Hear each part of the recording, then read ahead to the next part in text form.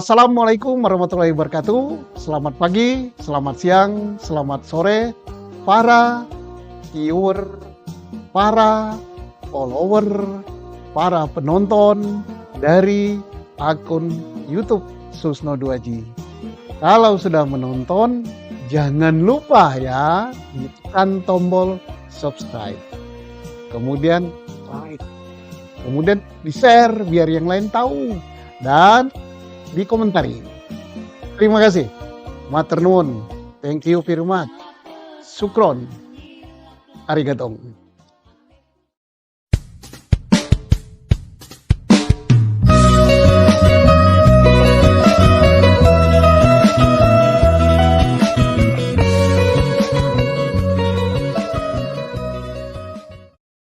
Assalamualaikum Pak Susno, sehat Pak?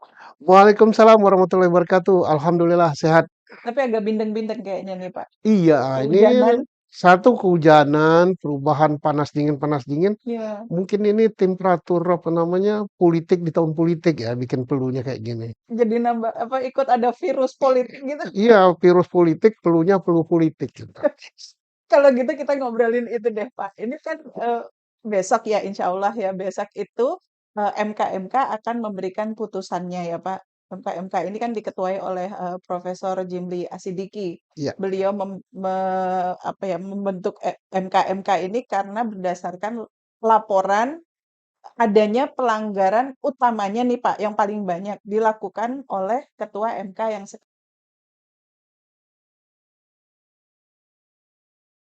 sekarang gitu. Itu gimana Pak? Oke, jadi MK dibentuk oleh MK ya. Iya, MK membentuk MK mestinya jauh sebelum ada peristiwa ini sudah ada. iya, Jadi kita tidak terlalu nyoroti, ngobrolkan tentang segi hukumnya ya. Kalau segi hukumnya sudah banyak profesor-profesor, banyak pakar, banyak apa yang nyoroti ini. iya. Nah, nanti kalau kita tambah juga dengan pendapat kita ya, tambah begini-begini gitu. Kenapa? Biasanya kalau ngobrol masalah hukum ya, 10 ahli hukum ngobrol tentang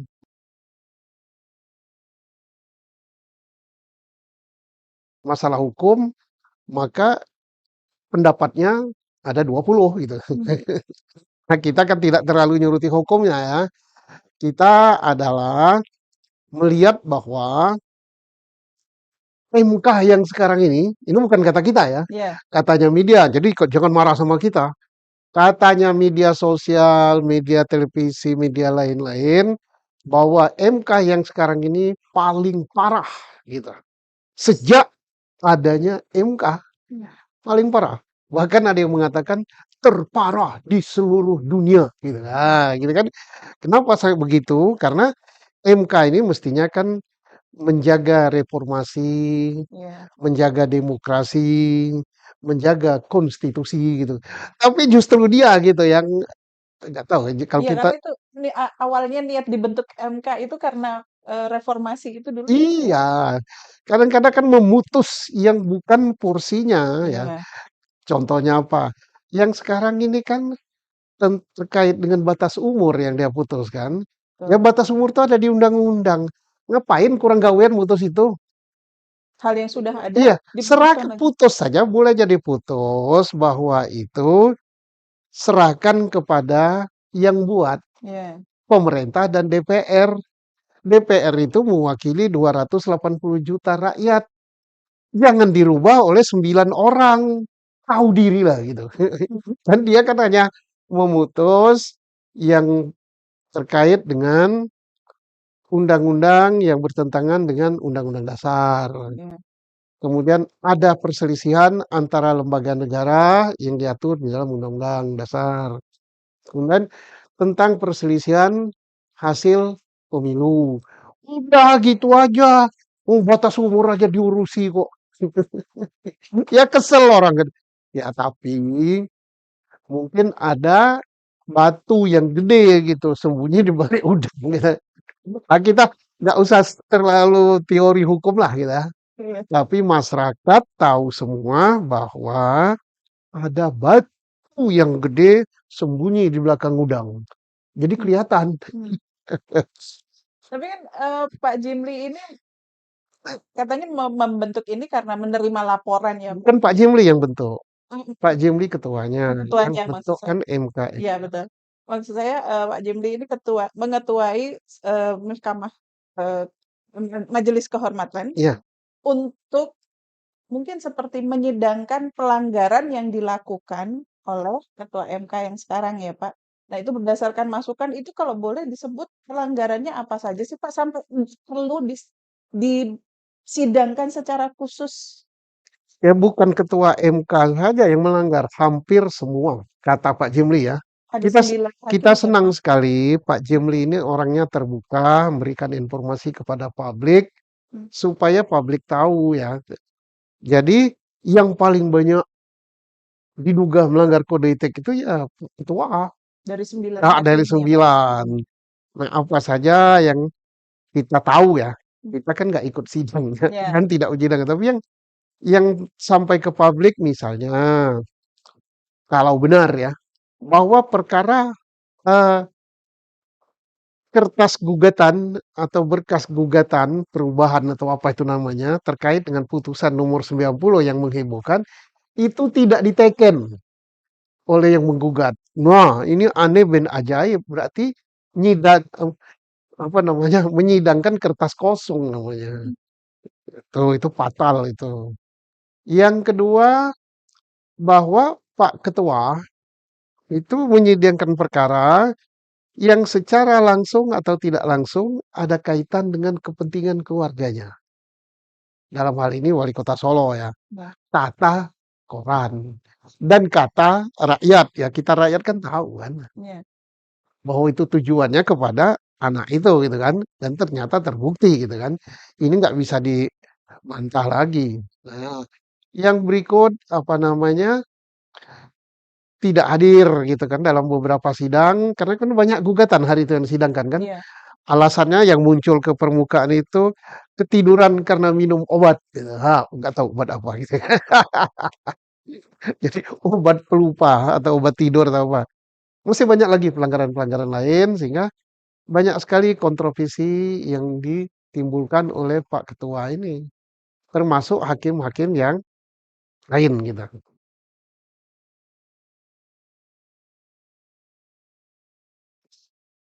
nah, hubungannya tadi dengan, konflik kepentingan itu, Pak. Ketika salah satu hakim, eee eee, menjalankan sidang atau menyidangkan satu perkara yang ada konflik kepentingan, mungkin secara pribadi lah, apakah dia tetap harus ikut sidang itu atau dia harus mundur? Kalau dalam aturannya ya nggak boleh kan. Iya, Dia kan tidak ikut menyidangkan, jadi perkara itu diputus oleh hakim yang lain. iya, Oh, aku nggak tahu itu terkait dengan ponaanku. Ya nggak mungkin lah.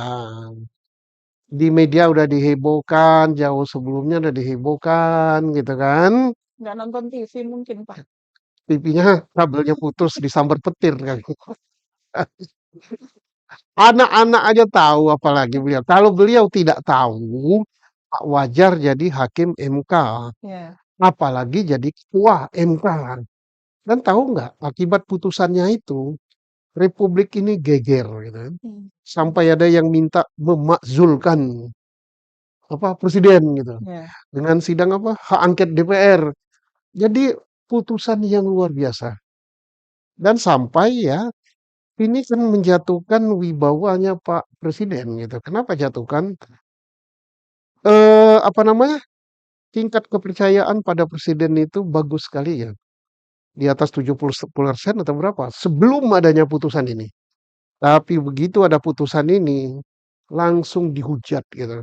Ya kalau nggak percaya bukan saya yang hujat, saya enggak. Saya milih Pak Jokowi kok. Dan saya pencinta Jokowi. Yang menghujat itu netizen. Dia tahu nggak netizen?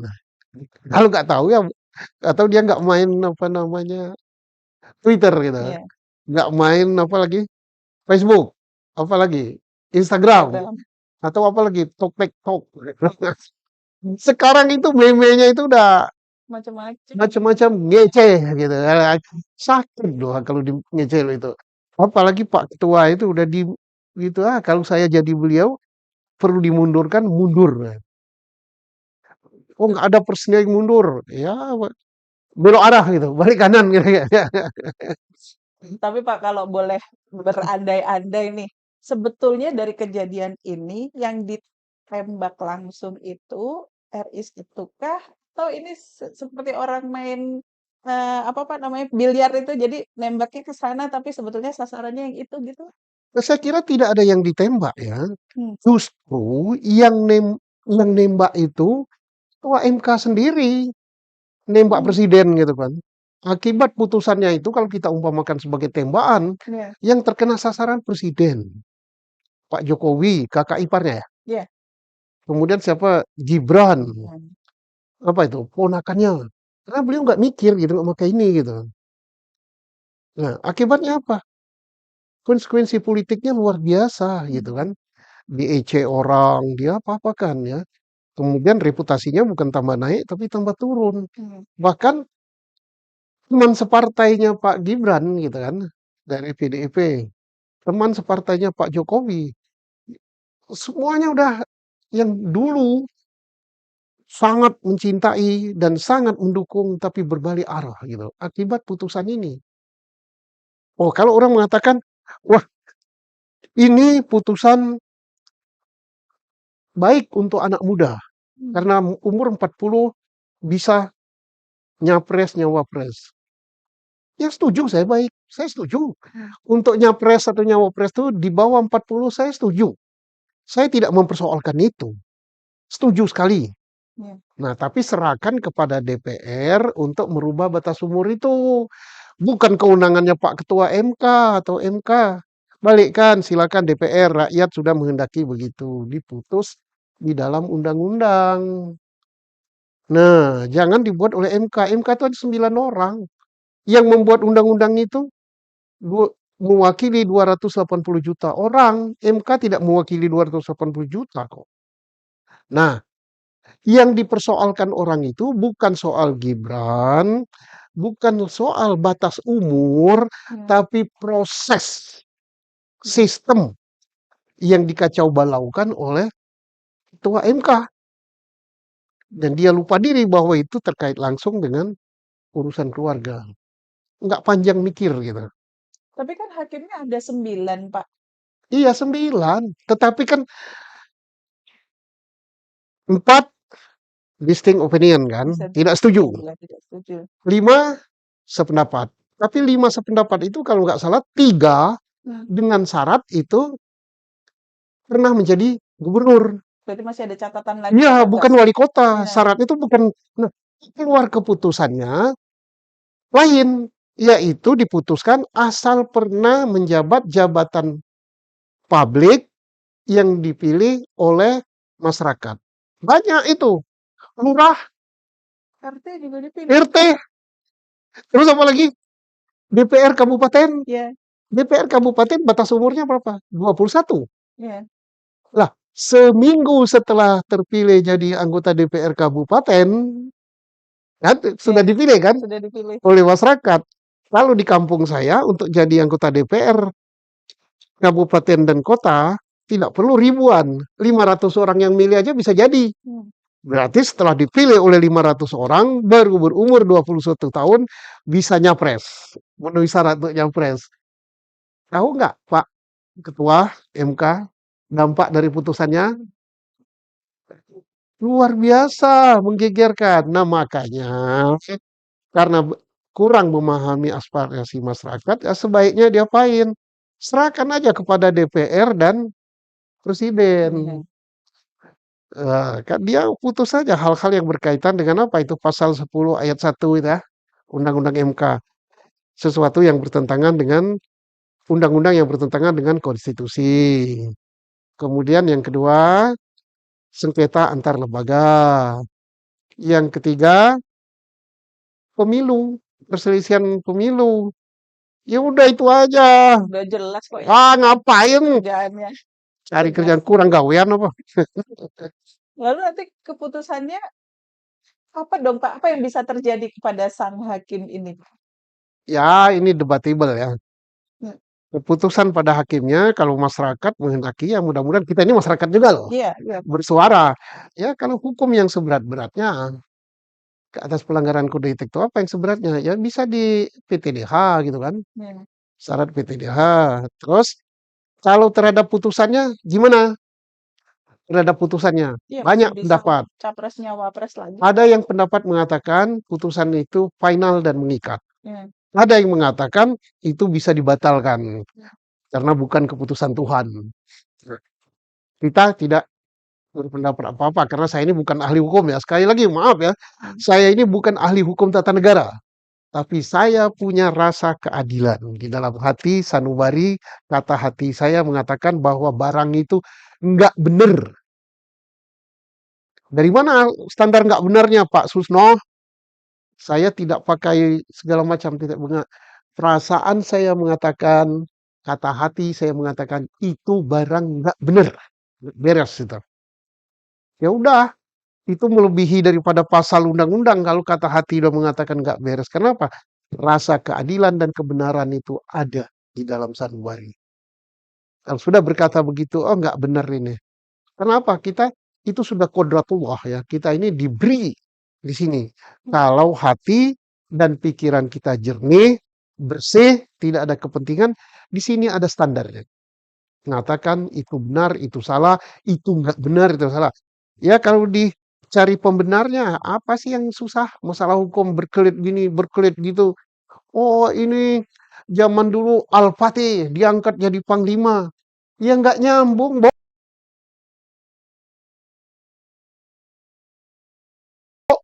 Jaka Sembung bawa golok, yang dipersoalkan ini adalah putusan terkait dengan itu. mhm, Apakah masyarakat mempersoalkan seandainya diputus eh, di bawah 40 tahun boleh nyalon? Enggak, asal cara memutusnya, cara membuat aturannya yang benar. prosesnya itu Iya, yang penting ya. sistemnya. Gimana caranya? Serahkan pada DPR dan pemerintah setuju enggak pasal itu dirubah. Kalau DPR dan pemerintah setuju, ya setuju, rakyat setuju. Tapi kalau MK mengacak-acak begini, ya jelas. Bagaimana itu? Ya dengar aja pendapat apa distinct opinionnya dari Pak siapa namanya? Saldi Aldi Isra, Isra, profesor itu. iya, Ikuti aja itu. Sama satu lagi siapa profesor yang berbaju hitam itu, Ustadz siapa itu? heeh, Yang merasa sangat malu saya katanya. saya namanya, Pak. Ah, lupa namanya. Itu dua dua hakim itu aja udah mewakili 280 juta rakyat Indonesia. Mungkin dikejar deadline, Pak, harus segera memutuskan. Iya, memutuskannya gampang kan, diputus saja bahwa itu bukan kewenangan MK, serahkan kepada rakyat. Udah titik, tek, rakyat senang semua. Netral ya, Pak, ya? Netral, nggak sampai 1 hari selesai itu kok. Tapi ini Om Yohan sekali diputus 8 apa 9 ya. Iya, Yang 8 nggak hadir, yang putusan yang 9 hadir gitu. Alah. dibacakannya juga sebagian diterima, sebagian ditolak. Alah, dibuat bingung yang dengar. Baik, kalau gitu kita tunggu keputusan besok, Pak. Ya, kita tunggu mudah-mudahan Pak Jimli Profesor mengambil keputusan yang seadil-adilnya sesuai dengan rasa keadilan masyarakat. Ya, ada sela-selanya, wah mengikat apa itu. Hmm. Saya kira profesor pintar lah. Kalau aku nggak pintar, saya ini kan petani kan. Tapi memberanikan diri karena petani itu dengar juga, tahu juga ini adil apa enggak. Hmm. Ya, saya ini bukan praktisi hukum lagi, bukan dosen, bukan apa itu yang hukum, bukan kritisi, tukang kritisi, perpustakaan aja nggak punya, tapi kata hati dan kejujuran saya punya. Baik, jadi apapun keputusan besok itu bukan karena suka tidak suka, tapi mengembalikan kepada porsi yang seharusnya Iya, gitu ya, Pak. marwah daripada MK itu Hmm. kembalikan. Baik, terima kasih Bapak untuk waktunya hari ini. Istirahat Bapak semoga segera sehat kembali. Assalamualaikum warahmatullahi wabarakatuh. Waalaikumsalam warahmatullahi wabarakatuh. Salam sehat semua.